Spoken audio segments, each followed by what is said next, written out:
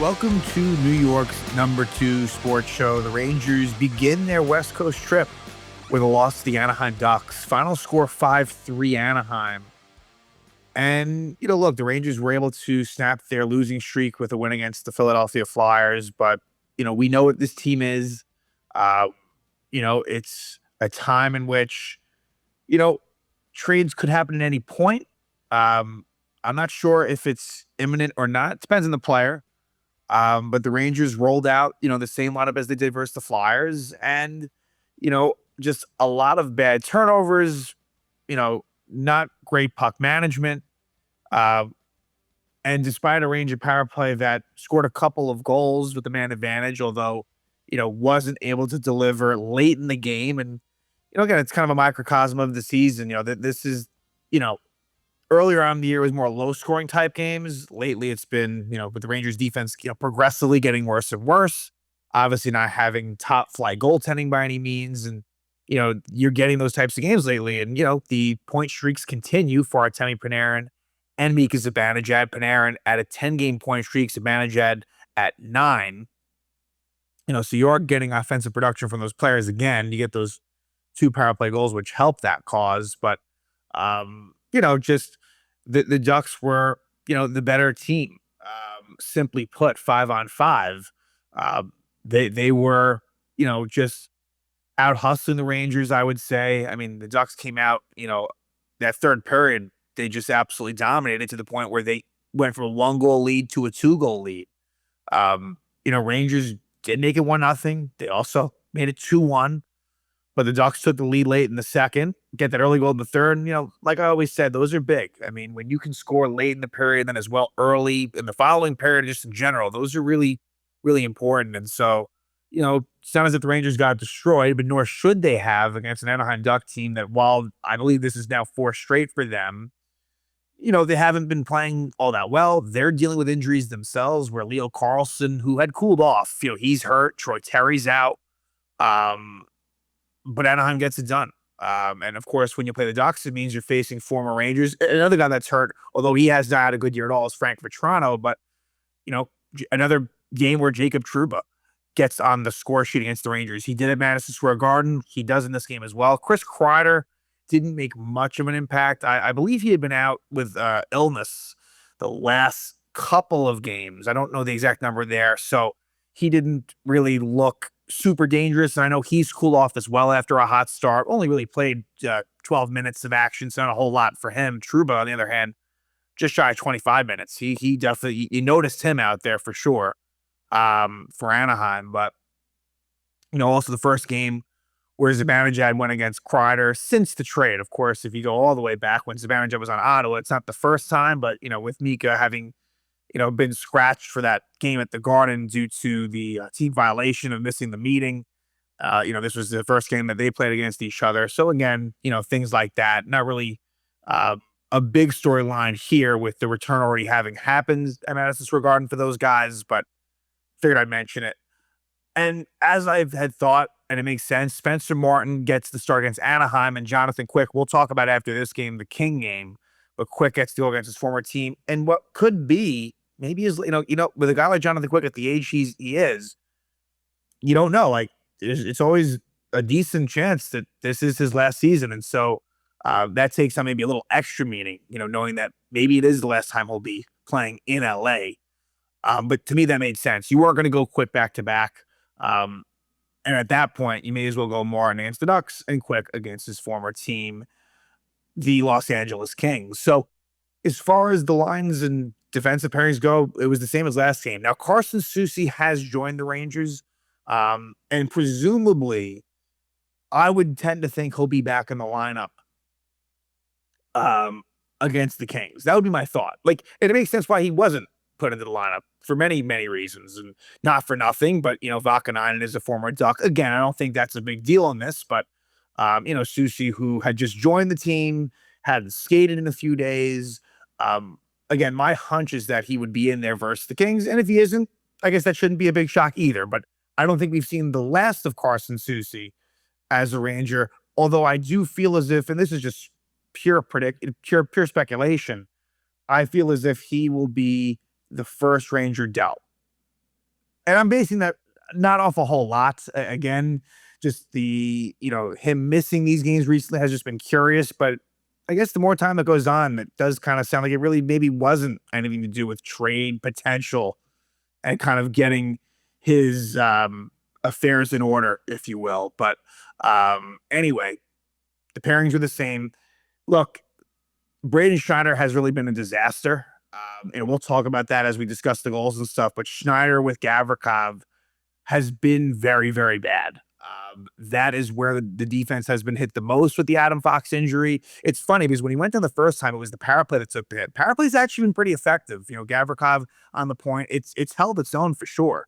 The real problem 5-on-5 again has really been Braden Schneider having to move up to play with Gavrikov has really killed them in a big way. And there is a little bit of a trickle down effect. I'm not a huge fan of, but I think it's more that Scott Morrow, like on that bottom pair, he's been okay. Again, I don't think he's been great. I don't know what his future is in the NHL, but it's really been Schneider.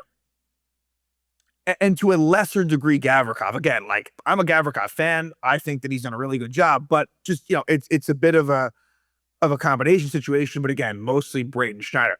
The forward lines were the same as they were last game, right? I'm not surprised by that. Not a whole lot to speak on there. I guess let's just kind of discuss the game, and I think naturally players will come up in that way. But yeah, a lot of sort of no-show performances by certain players, and you can't be too surprised by that at this point. So the Rangers actually got off to a very good start. And by the way, Lucas Dostal in net for Anaheim, who wasn't, I wouldn't say that he was tested a whole lot, but there were some pretty good saves and key saves that he made in clutch moments. So the Rangers, like I said, first, honestly, 5 minutes of this game, 5 to 10 minutes, Rangers really were the better team and controlled play. And it's the Rangers taking the lead 1-0, 4 minutes in. Matthew Robertson scores his third goal of the season from Zibanejad and Miller. And the funny thing is, Matthew Robertson only has 3 goals this year, 2 of them against Anaheim. That's just one of those weird things where he had the one Ranger goal at Madison Square Garden against them. And this was just a great shift by the Zibanejad line. Perreault moving it around. I thought Gabe Perreault had a solid game, even though he doesn't end up on the score sheet. But it's a situation where, again, Anaheim's tired. And you had the 3 former Rangers on, Trouba, Kreider, and Strome. But it's a really nice redirect pass by Zibanejad to Robertson. We've seen them before. Just a real nifty sort of play. JT Miller, sort of gets it over to Zibanejad, and Zibanejad is just able to just barely, I think it was a stick or a skate, but he knew what he was doing. It was intentional. He finds an open Robertson, and Robertson just fires a slap shot through Dostal. It's one that Dostal wants to have back, but a well-earned goal by the Rangers to take a 1-0 lead there. And then Anaheim starts to slowly turn the game around a little bit, but really it was the goal that made it happen, right? It wasn't, not that it was necessarily against the flow of play, but I feel like, it felt like the Rangers maybe, deserved the better fate for what they did in the first period, but it's Mason McTavish at 11:31 that ties it. His 13th goal of the season, assisted by Minshikov. And the Laba line, the third line, kind of gets hemmed in their own zone a bit. And it's Minshikov who was able to get a pass through. Othman was in the vicinity. It goes off the skate of Robertson, and McTavish scores past Spencer Martin. So, this was, even though Matthew Robertson scores a goal, pretty rough game for him as well. Not a great game for Matthew Robertson. And quite frankly, the Lava line, look, Brennan Othman does draw a couple of penalties, to be fair to him.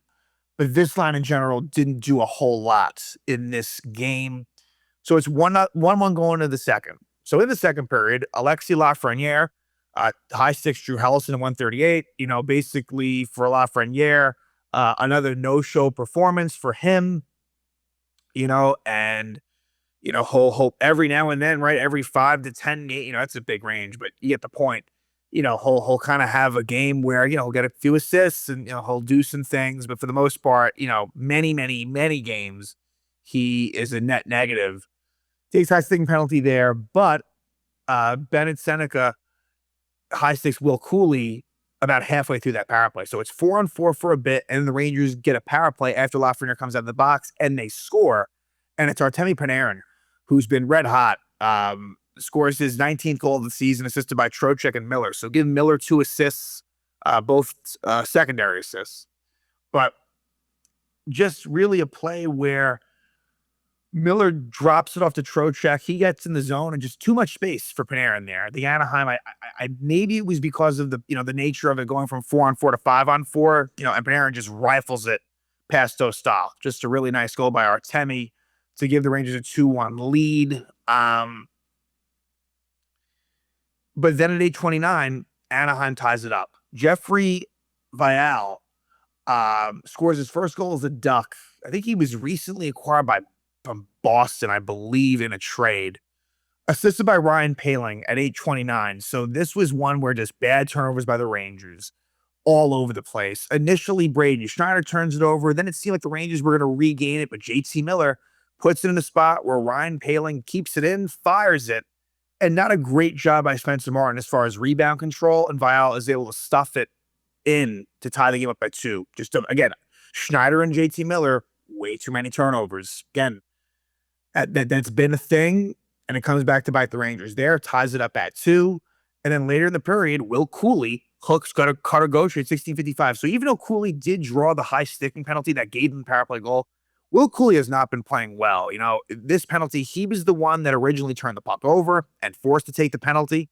Just along the board, I know Will Cooley isn't necessarily the most talented player. Like, I get that.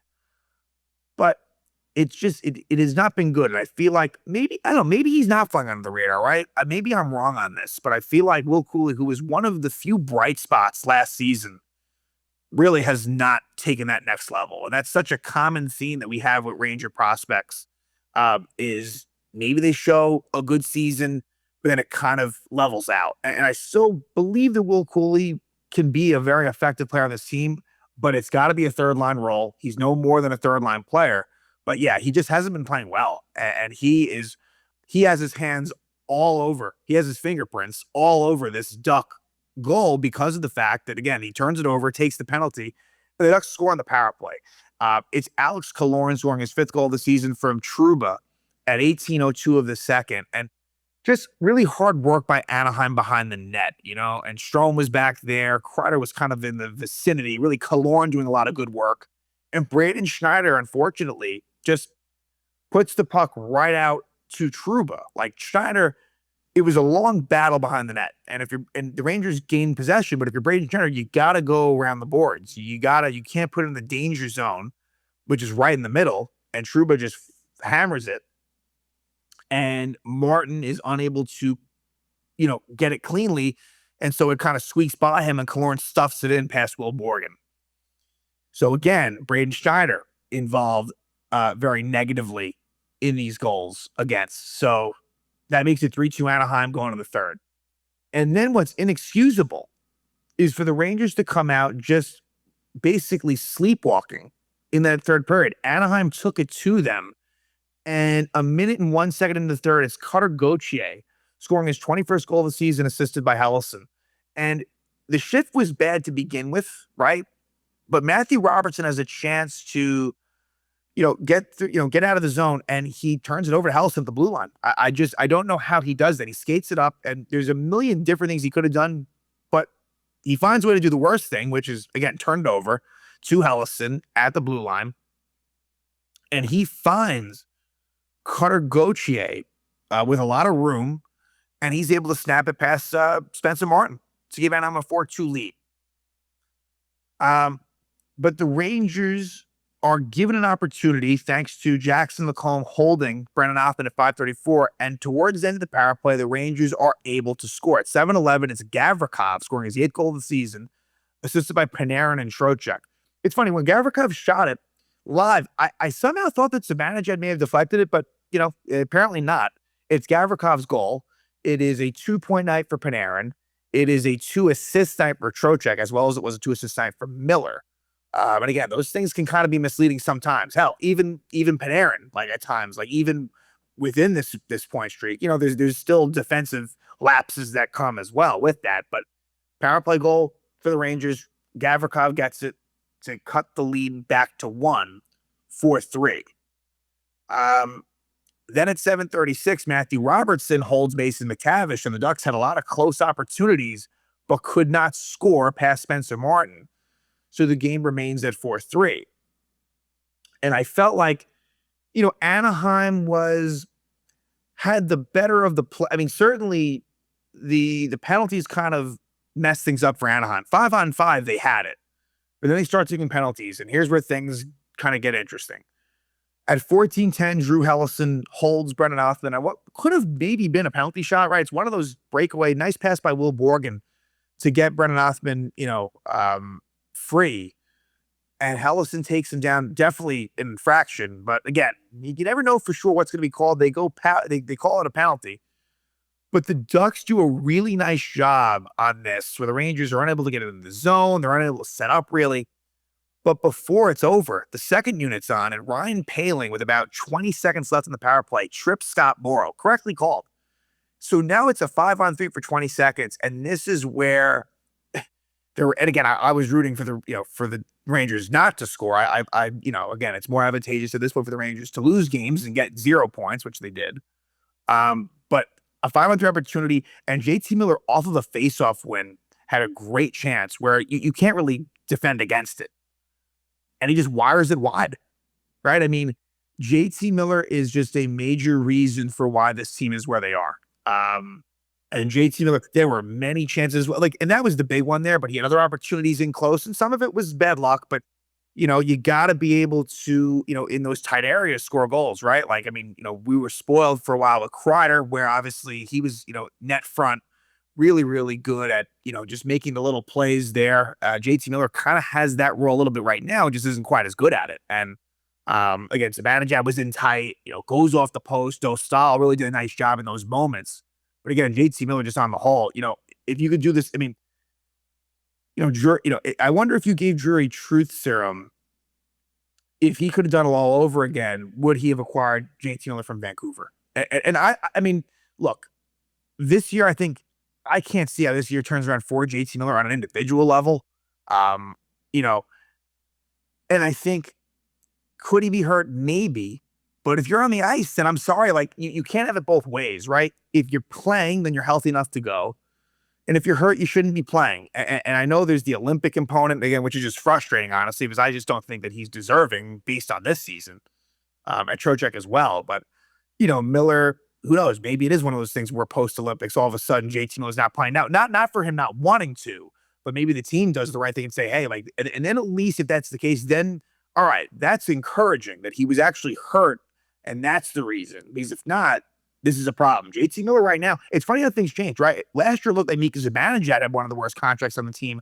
Now you flip it now, JT Miller does. And it was a move that was really, really aggressive in nature. And the fact that, the Rangers were a team that was not looking very good last season. Their overall future outlook wasn't that great. And they did it because they were really hoping that they could, get a, Vancouver level production from JT Miller plus leadership. And yeah, naming him the captain as well. Just, he is a major problem as I see it, moving forward for this team. And I just wish that they hadn't, if you could do it all over again, wish they hadn't done that. So the Ducks fill that 5-on-3 portion.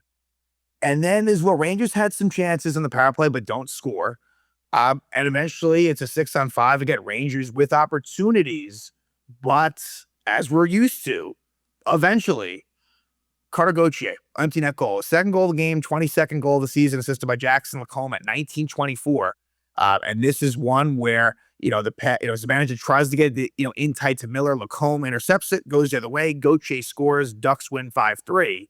Rangers drop to 21-23-6. So they've played 50 games. They are very, very likely to have a bottom 5 record at best, really. I tend to think that. Now, obviously, Shesterkin and Fox kind of changes the paradigm a bit, but, if you do trade Panarin, if you do trade Trocheck, naturally, it's going to be tough for them to win games. But like I said, I think bottom five is a very easy thing to say, and I really wouldn't be surprised if it's even worse than that, or better, kind of depending on how you look at it. And so now the Rangers will go to LA to take on the Kings. And the Rangers, as we know, have been terrible in back-to-backs. Second games of back-to-backs, I should be specific. 0-6-1 in those situations. And if you remember the last time, it was the Nashville game. And I'm kind of thinking that it might be a similar situation in Nashville, where the Kings, it's a lot different than the Ducks. The Ducks are more of a run and gun, more offensive-minded team. The Kings, they don't score much at all. They are one of the most anemic teams offensively in the league. Don't have really, their power play is not very good. Honestly, their special teams in general isn't good. But they do play, they are a stingy team, right? They don't allow that many goals. So there's a couple ways to look at this, but the Kings, they're coming in on a 4-game losing streak and they lost 6 of the last 7. So you're going to get a very desperate King team.